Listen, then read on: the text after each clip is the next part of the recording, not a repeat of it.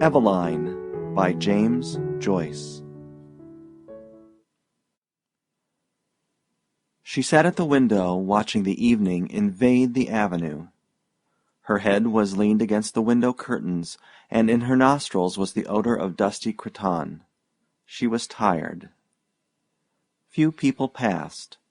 The man out of the last house passed on his way home. She heard his footsteps clacking along the concrete pavement, and afterwards crunching on the cinder path before the new red houses.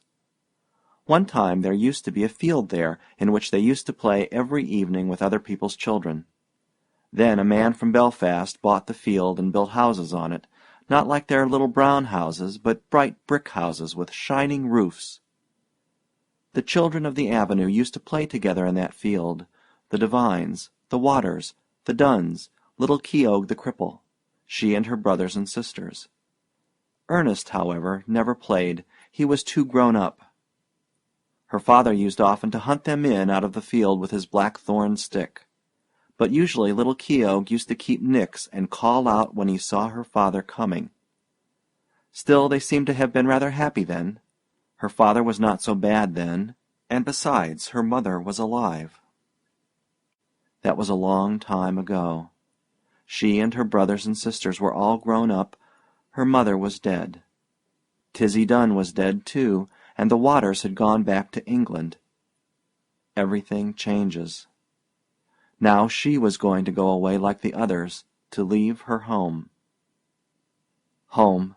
She looked round the room, reviewing all its familiar objects which she had dusted once a week for so many years, wondering where on earth all the dust came from. Perhaps she would never see again those familiar objects from which she had never dreamed of being divided. And yet, during all those years, she had never found out the name of the priest whose yellowing photograph hung on the wall above the broken harmonium beside the colored print of the promises made to Blessed Margaret Mary Alacoque. He had been a school friend of her father. Whenever he showed the photograph to a visitor, her father used to pass it with a casual word. "He is in Melbourne now." She had consented to go away, to leave her home. Was that wise?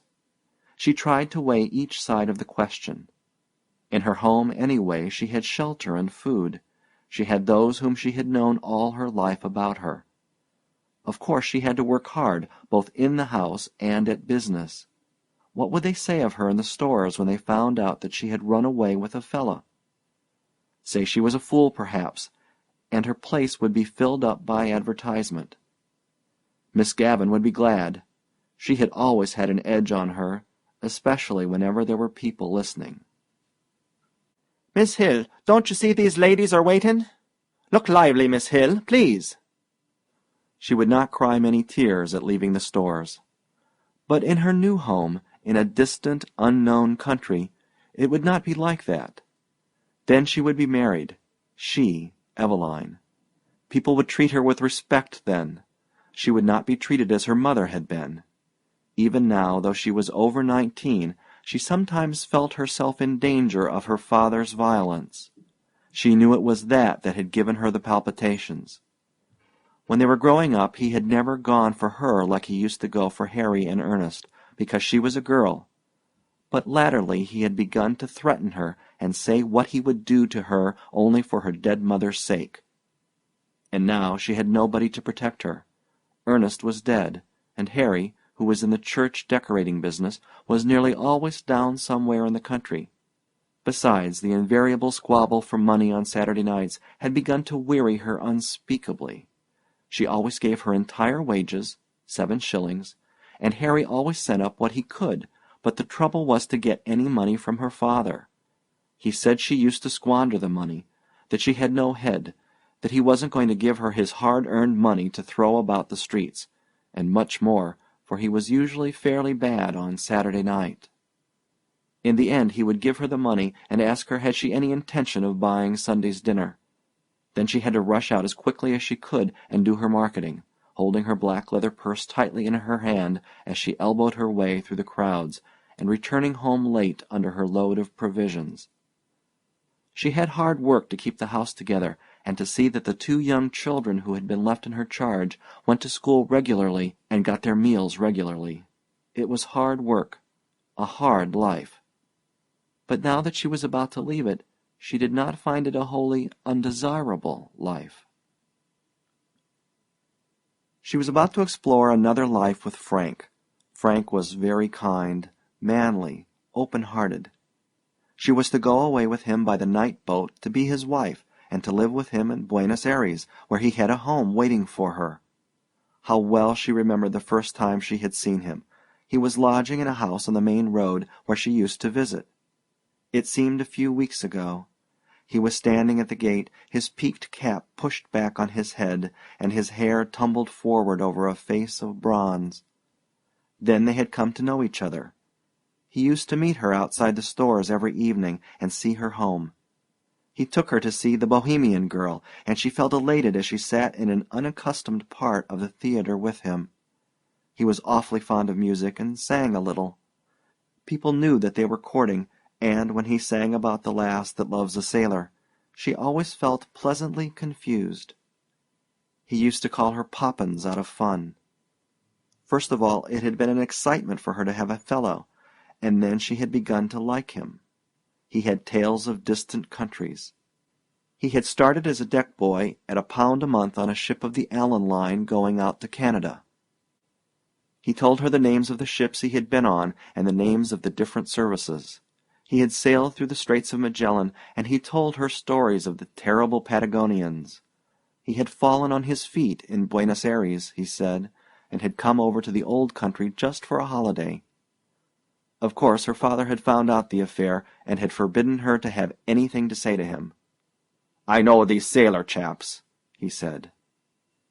One day he had quarreled with Frank, and after that she had to meet her lover secretly.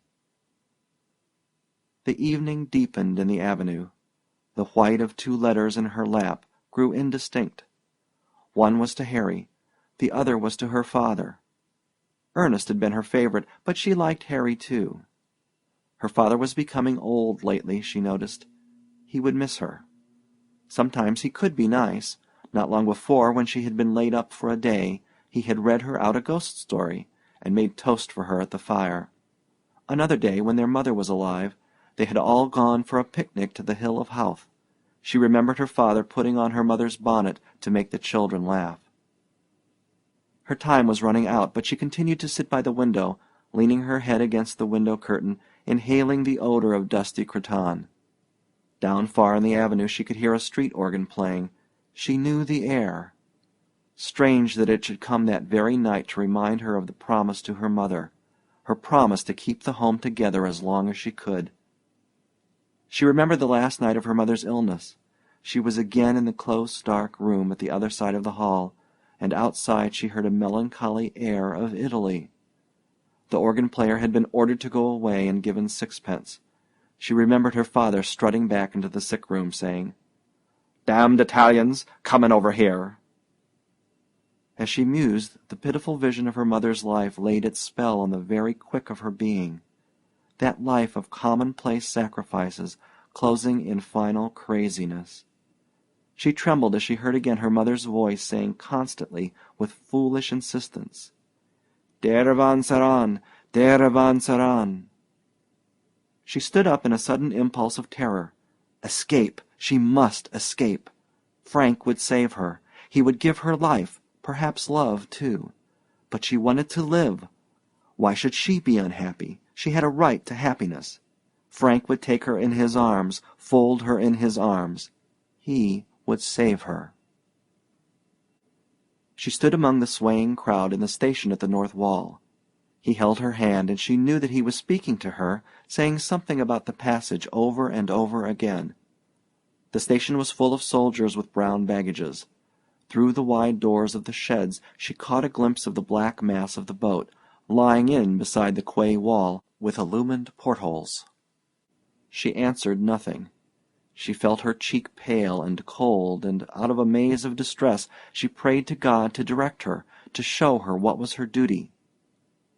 The boat blew a long, mournful whistle into the mist. If she went, tomorrow she would be on the sea with Frank, steaming toward Buenos Aires. Their passage had been booked. Could she still draw back after all he had done for her? Her distress awoke a nausea in her body, and she kept moving her lips in silent, fervent prayer. A bell clanged upon her heart. She felt him seize her hand. "Come!" All the seas of the world tumbled about her heart. He was drawing her into them. He would drown her. She gripped with both hands at the iron railing. "Come!" No, no, no, it was impossible. Her hands clutched the iron in frenzy. Amid the seas she sent a cry of anguish. "Eveline! Evie!" He rushed beyond the barrier and called to her to follow. He was shouted at to go on, but he still called to her.